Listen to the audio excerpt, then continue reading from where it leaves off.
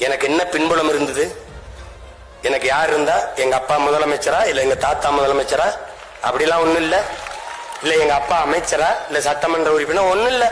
ஒரு பாமரன் விவசாயி, ஒரு காட்டு கிராமம் ராமநாதபுரத்தில் சிவகங்கையில ஒரு சின்ன கிராமத்தில் இருந்த எளிய மகன். எனக்கு தொலைக்காட்சி இல்ல, பொருளாதாரம் இல்ல, ஒண்ணும் இல்ல.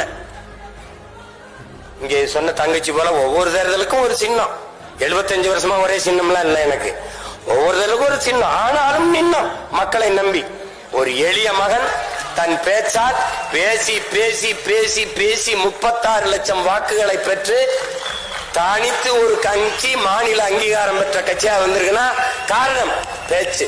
வெறும் பேச்சல்ல, என் மூச்சை பேச்சாக்கி தமிழ் மக்களின் இன உணர்வு மான உணர்வை தட்டி எழுப்பி ஒன்று திரட்டி பெற்றது. அதனால பேச்சு சாதாரணம் இல்லை. என் உடன் பிறந்தானே, பேச்சு வலிமை மிக்க ஆயுதம். அதை பயன்படுத்து. அடிமைப்பட்டு உரிமை இழந்து உணர்வு கெட்டு கிடக்கிற தமிழ் சமூகத்தின் விடுதலைக்கு இது பயன்படட்டும்.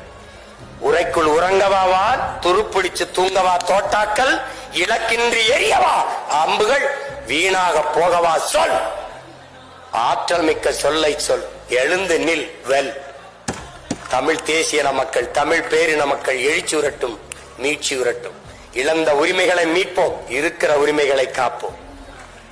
அதை வருங்கால தலைமுறை பிள்ளைகள் நம்முடைய வரலாற்று பெரும் பணி, கால கடமை என்று உணர்ந்து களத்திலே நிற்க வேண்டும். வெறும் வாக்காளர்களாக மட்டும் இருந்து பயனில்லை.